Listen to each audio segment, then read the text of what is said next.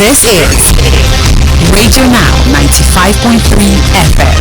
Come for the news, stay for informed conversations.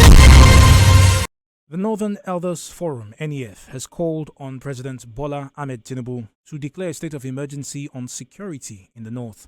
The call was made by the forum, citing cases of security breaches that have overwhelmed existing state security agencies, and they've highlighted the federal government's responsibility towards ensuring the safety of all Nigerians. Joining the conversation is retired Group Captain Sadiq Garba Shehu. Good morning, sir. Thank you for joining us on the conversation. Good morning to you and good morning to the listeners. What do you make of this call by the Northern Elders Forum on the president?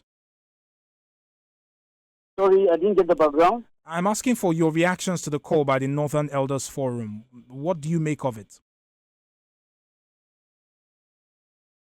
Hello? Hello, Captain. Can you hear us? Yes, I didn't get the Fantastic. background to the call. Yes. The background to the call. Understood, sir. What do you think of the Northern Elders Forum has essentially asked the president to declare a state of emergency on northern Nigeria. Is this the time for another state of emergency? Do you think, what are your thoughts on their call? Okay. Now, first, I would like us to even ask, when we say state of emergency to be declared, what does it really mean? Because we've heard of this several times since the time of the last government, that is Buhari. Several times we hear the National Assembly, you hear other political masters, you hear other VIPs calling for state of emergency. So the word has become even like just a buzzword. We just say state of emergency declared, but what do we mean? Now, in simple terms, when you say state of emergency to be declared on any sector, whether it is security, whether it is education, whether it is IT, what we are saying is that the government should remove all the limitations on finances, on procedures that are poured into that sector. That's what I want us to understand. So, again, having said that, when we look at our own secular security situations, you know, the word has become such a misused byword that it really doesn't mean anything. Well, I think with the security that is besieging the northern part of the country, particularly, not only the north, but especially northwest, north central, and northeast with Boko Haram, certainly we should be calling for a state of emergency. But beyond what should it mean? It means we have to increase the amount of resources we are pouring. Now, other people that are not in the security sector might even try, maybe people in education, maybe people in health. All these are important sectors of the economy. So how much should the government pour into security before we know that it has declared an emergency? Now, two things are there. First, we have to observe, how do countries faced by security, how do they spend? How do their budget for security goes? Honestly, if we look at the indices across the world, Nigeria is not spending on security like a country that is actually besieged by security. What international experts on security matters say is that if a country is facing security, it can spend up to 5%, some people say up to 7% of its GDP on that sector. I can tell you from analysis I made, since from the time of when Boko Haram started, we can say 2009, 2010, before banditry came in, before farmers harvest came in, Nigeria have never spent 1% of its GDP on security. It has never spent. The highest I think we have done is 0.7 or 0.5. I can even give you the years where we did that. So definitely Nigeria is understanding on security. However, a big however, when you look at the figure in Naira, like the annual budget, definitely like I think last year or this year, security carried about 40 or 30%. That looks big in terms of Naira and Kobo. It looks big. But having said that we need to rebate, there are other issues we have to look at. Even the money we are spending, how is it being followed? Is it actually put in actual security operations?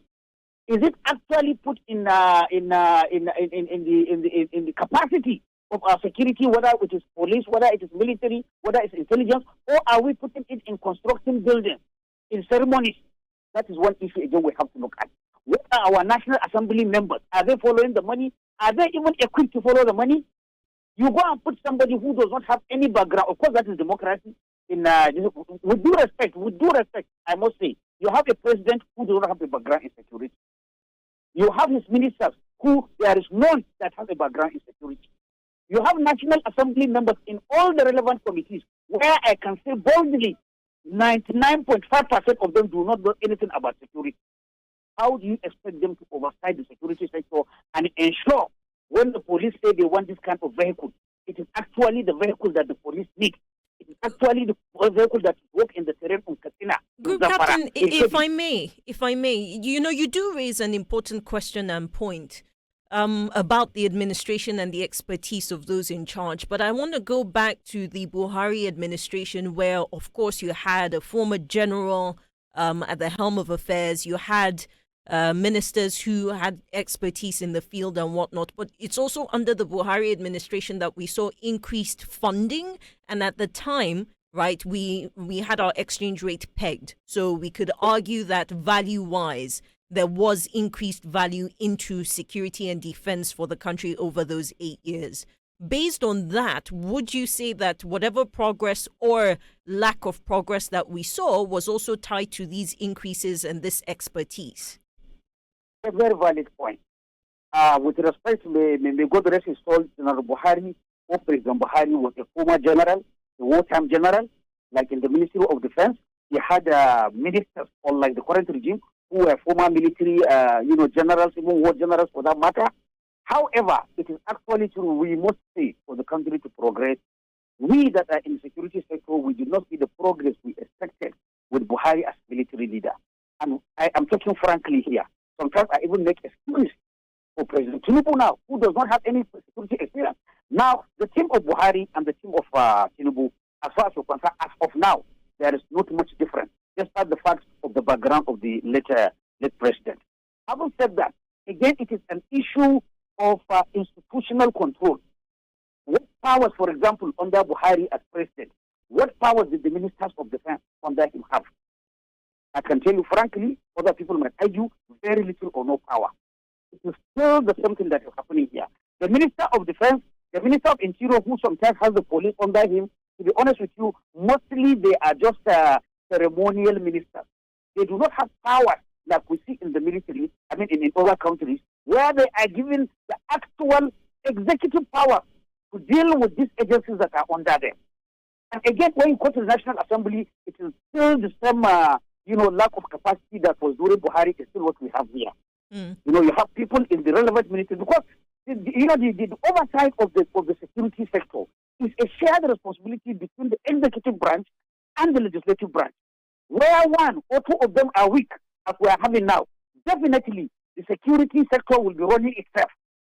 And with due respect, I'm a former military officer.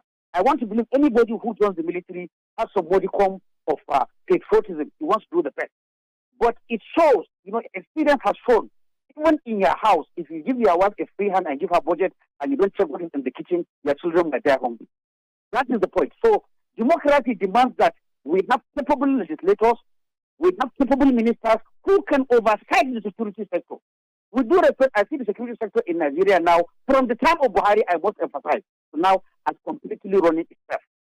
The ministers and the relevant ministries, you can ask me what is the power of the Minister of Police. We have a Minister of Police. With due respect, what are his powers? You can ask the minister what really are his powers. You can go to each of the legislative committees, whether intelligence, whether army, whether navy, whether air force, what capacity do they have to even understand? I used to joke with some of my legislators and say, look, how can you oversight the military when if they give you a gun, you don't even know from which side the bullet will come out? I'm being maybe dramatic there, but the point I'm saying, I can tell you as a military officer, ex-military officer with over 29 years service, the security sector in general is like a cult. What do I mean like a cult? With due respect to that word. If you don't know how it is functioning, the people working inside are not likely to make you wiser. Right. So you have to find a way. You have to find a way as an oversight responsibility. How do I know what the army is doing? How do I know what the Air Force is doing? How do I know what the Navy is doing? How do I know what the DSS is doing? We even have this, blanket or realistic statement that security sector is not oversighted, is not asking what they spend. That's an African thinking. That's a Nigerian thinking. It is not based on any policy or any knowledge anywhere. So, Group Captain, with you, yes. forgive me for interrupting you. If these things that you've listed, which are things that we should do, I come back to the question of whether we need to declare a state of emergency to do them in the first place. And given Nigeria's history, whether under this administration or previous administrations, right? Given our history with declaring state of emergencies, we declare them and we don't see any difference. Yeah. So then what's the point? That's what I'm saying. I think with due respect again, I'm talking about my political leaders, your political leaders. Sometimes the people that utter terms like declare a security emergency, revamp our security sector, what is that word again that has gone popular? Non-kinetic. They are just throwing in this words without actually understanding what they mean. That's what I find. They are just throwing them in. So, how many times, if you go back, I'm sure we have declared emergency on security more than 10 times, if I'm not exaggerating. But what has happened?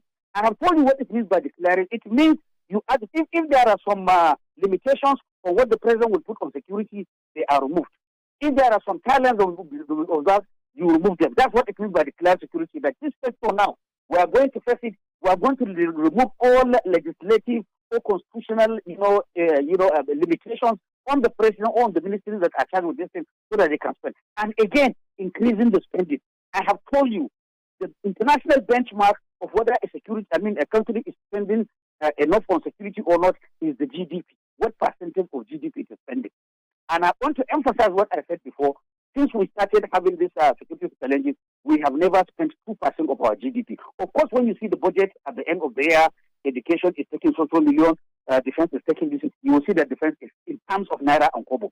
But when you check other countries like Colombia, I can mention many countries, when you see what they are putting in security, it's not commensurate with what we are putting. But again, like I told you, they are still fresh.